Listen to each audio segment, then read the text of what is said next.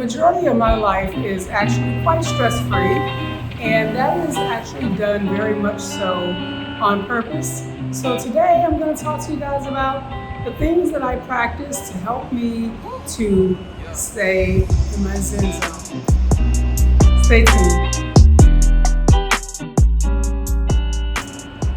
Hey there, Kelly here, and welcome to another Zen down slice of my world. So if you have not been here before, welcome. I'm glad that you decided to come aboard.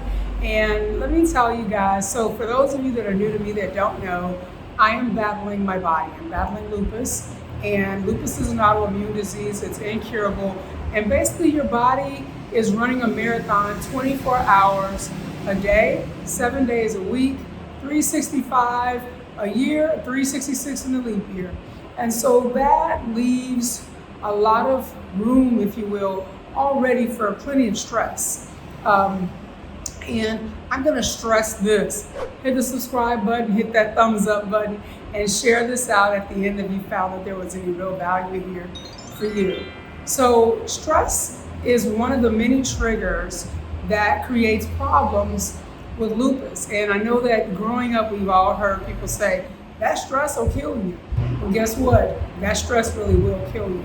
So for me, I led a high stress life. I came from inner city Chicago. I'm a Desert Storm veteran. I raised 2 kids by myself. I was an entrepreneur, had my own business.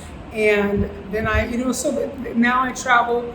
Well, I don't necessarily travel the world, but I've traveled quite a few places in the world trying to find my new home abroad.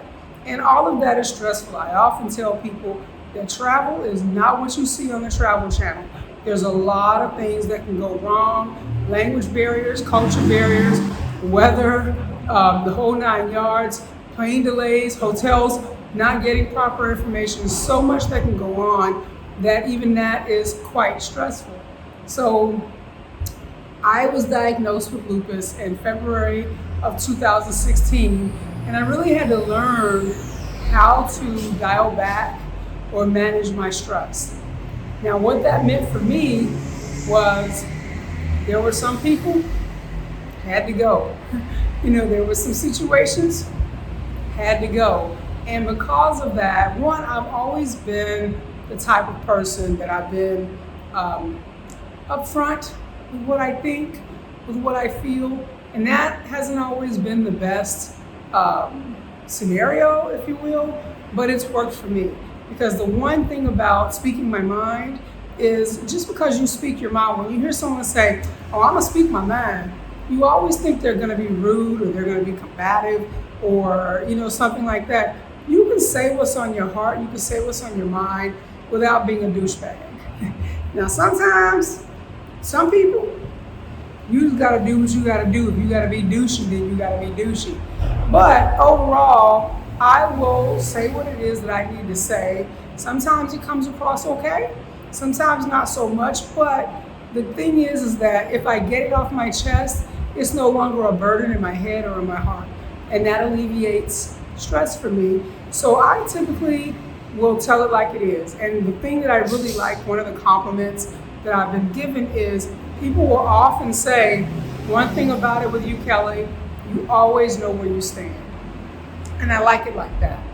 The other thing that I don't do is I used to do this because it's just what we as Americans are taught to do.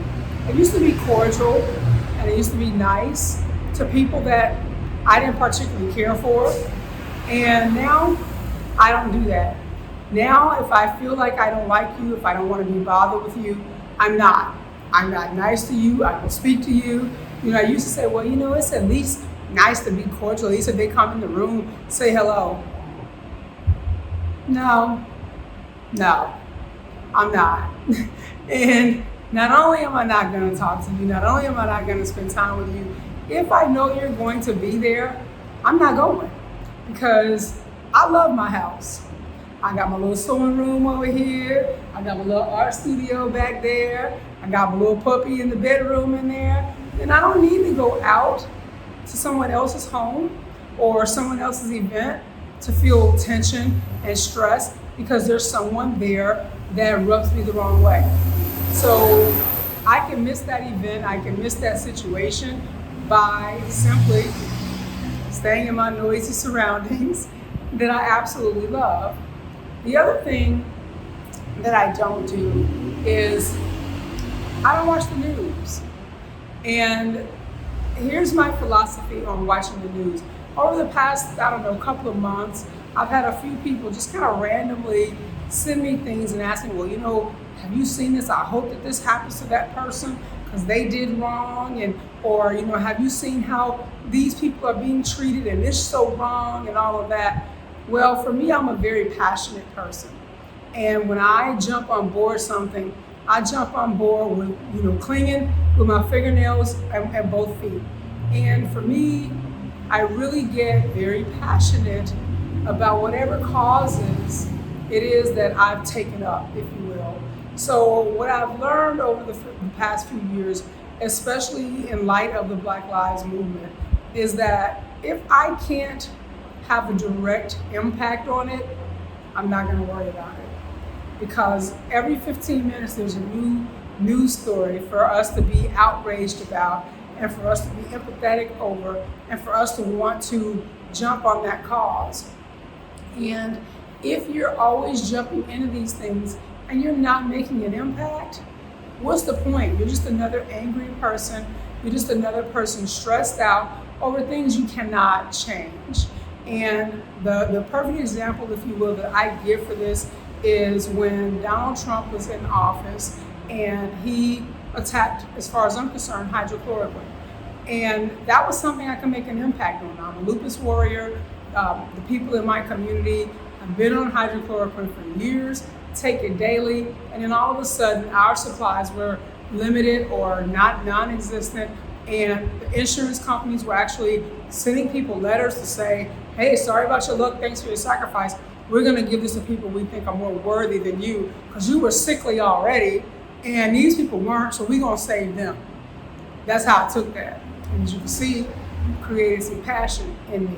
So what I did was I started watching every study that I could, not listening to this mealy-mouthed man who had no medical degree, and I started sharing those reports and those resources within my community. And so therefore, I was able to make an impact on that. Once that was over, I was done. People are freaking out over coronavirus. I'm not freaking out over coronavirus because one, I can read and I follow the studies. I follow infection rate and survival rate and what the actual symptoms, many of the people that, that's a rant.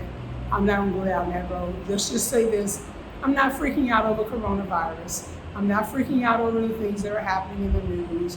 I'm not freaking out over anything that I can't have some semblance of control over, that if it impacts my stress level.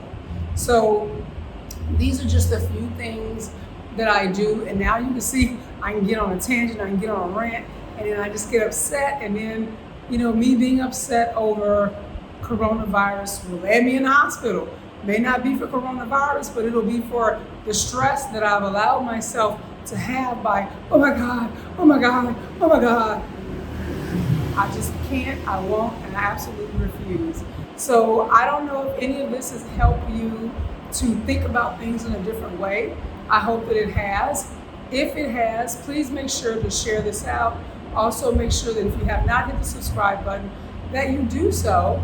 And also hit that thumbs up button. That's the easiest thing that you can do with regard to this video. All right, guys, so I will see you next go round. Hope you all are having an amazing week so far, and I will talk to you soon. Thanks for being a part of my world. Ciao.